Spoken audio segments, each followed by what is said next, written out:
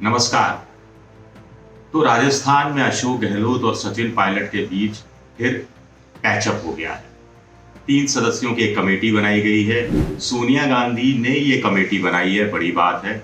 इसमें प्रियंका गांधी है, बड़ी बात है। अहमद पटेल और केसी वेणुगोपाल जैसे बड़े नेता हैं, ये बड़ी बात है। बड़ी बात इसलिए है क्योंकि इन 3 बड़े नेताओं को मैनिपुलेट कर पाना ना अशोक गहलोत के लिए संभव होगा, ना सचिन पायलट के लिए संभव होगा। एक दूसरी बात यह है कि ये कमेटी जो भी सिफारिशें करेगी, जो भी बात करेगी, उसको इग्नोर कर पाना, उसकी उपेक्षा कर पाना, ना तो ये सचिन पायलट के लिए संभव हो पाएगा, ना ही अशोक गहलोत के लिए संभव हो पाएगा। लेकिन आज हम कमेटी की चर्चा नहीं कर रहे। आज हम आपको बताते हैं कि दरअसल पीछे की कहानी, पर्दे के पीछे की कहानी, कि आखिर सचिन पायलट और अशोक गहलोत क्यों एक हुए।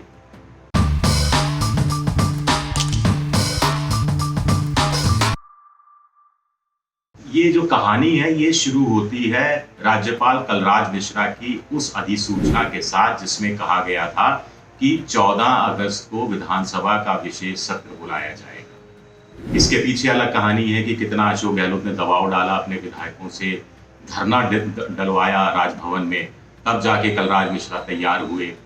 हालांकि डेट लंबी दी गई थी, लेकिन जैसे ही तिथि की घोषणा हुई वैसे ही सचिन पायलट खेमे में खलबली मची और अशोक गहलोत खेमे में खलबली मची। इस पर आगे बात करने से पहले आपको बताते हैं कि इस पूरी कहानी के 5 बड़े किरदार हैं। एक अशोक गहलोत, एक सचिन पायलट, एक प्रियंका गांधी, एक विपक्ष में बीजेपी की राजस्थान की सबसे बड़ी नेता वसुंधरा राजे, या यूं कहा जाए उनकी रहस्यमय चुप्पी, और एक मायावती।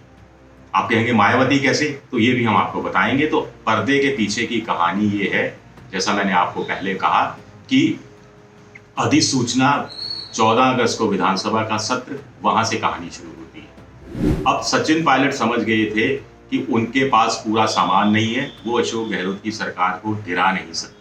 वो ये इस बात को भी समझ गए थे कि विधानसभा में कोई भी बिल रखा जाएगा उसके लिए व्हिप जारी होगा, व्हिप जारी होगा तो ये लोग नहीं पहुंचेंगे तो 19 की विधायकी चली जाएगी, और ऐसे में अशोक गहलोत के लिए बहुमत साबित कर देना बहुत ज्यादा आसान हो जाएगा। तो सचिन पायलट ने यहाँ पर प्रियंका गांधी से एक बैकडोर वाली डिप्लोमेसी जो कहते हैं वो शुरू की, वो जो पहले से ही चल रही थी। कहा जाता है कि 1-1.25 महीने पहले जब मानेसर में सचिन पायलट ने अपने उन 18 विधायकों के साथ, बागी विधायकों के साथ डेरा डाला था, तब भी उनकी बात हुई थी तो प्रियंका गांधी से।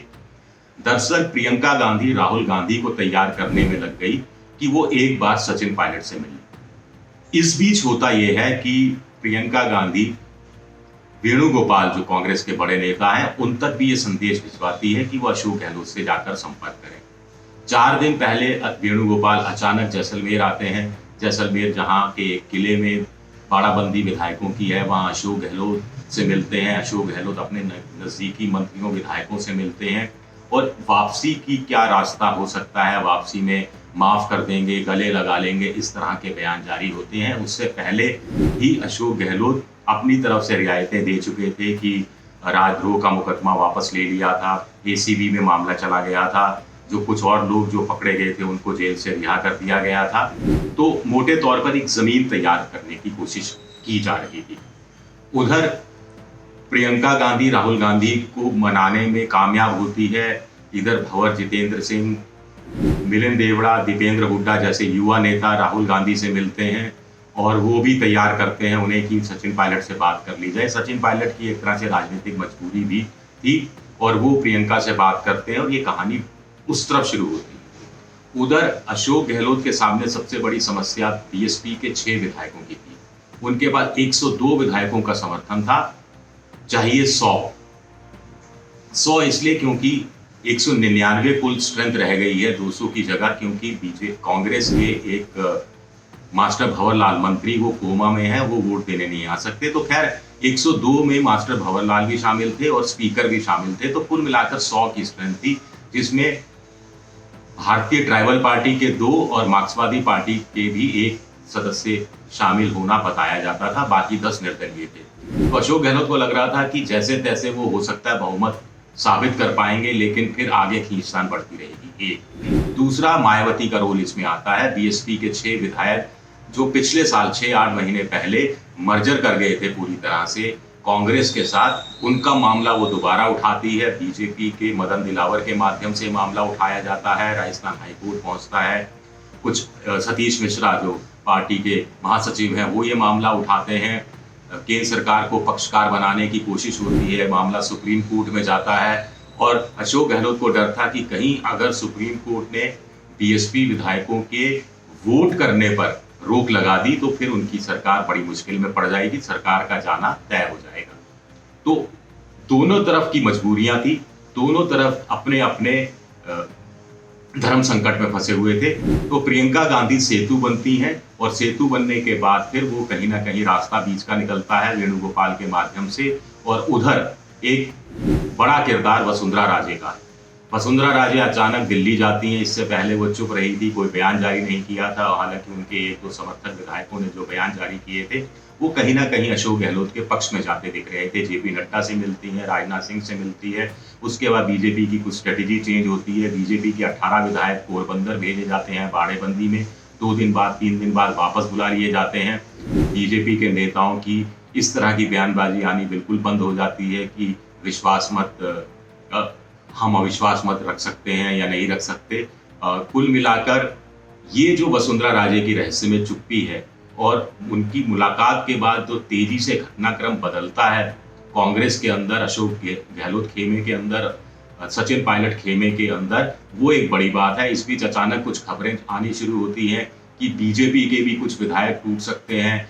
ये भी कहा जाता है कि 72 में से 45 विधायक वसुंधरा राजे के हैं और ये जो टूटेंगे उस गुट के हो सकते हैं। ये भी खबरें आती हैं कि अशोक गहलोत ने कम से कम सचिन पायलट के साथ जो 18 विधायक गए हैं उनमें से 3 या 4 विधायकों से बात कर ली है।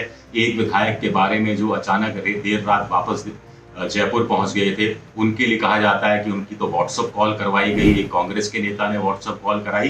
तो ये सब चीजें समानांतर रूप से चल रही थी। तो ऐसे में अब ये समझौता राहुल गांधी के कहने पर, राहुल गांधी की मुलाकात होती है सचिन पायलट से, विधायक उनसे मिलते हैं, विधायक अपनी उन चीज़ों को एक तरह से छोड़ देते हैं। सचिन पायलट भी कि मुख्यमंत्री वो बनना चाहते हैं, वो बात भी आई गई टाइप हो जाती है और बीच का रास्ता निकालने की कोशिश होती है। और कुल मिलाकर अशोक गहलोत की नज़र भी अपनी कुर्सी को बचाना, अपनी सरकार को बचाने पे रहती है। तो कुल मिलाकर सियासी ड्रामा इस तरह करीब 31-32 दिन बाद अंजाम पर पहुंचता है। बड़ा सवाल उठता है कि क्या अगर आला कमान पहले से सक्रिय हो जाता तो इतने बड़े सियासी ड्रामे की जरूरत होती। दूसरा बड़ा सवाल उठता है कि अब जब पैचअप हो गया है तो राजस्थान में अशोक गहलोत सरकार कोरोना की तरफ ज्यादा ध्यान देगी। 1000, 1100, 1200 रिकॉर्ड तोड़ मरीज रोज नए आ रहे हैं, मौतें हो रही हैं, गांव में फैल रहा है, बहुत से जिलों में फैल रहा है जहां पर कम था। तो क्या इस तरफ अब सरकार ध्यान देगी, ये भी महत्वपूर्ण सवाल है। एबीपी न्यूज आपको रखे आगे।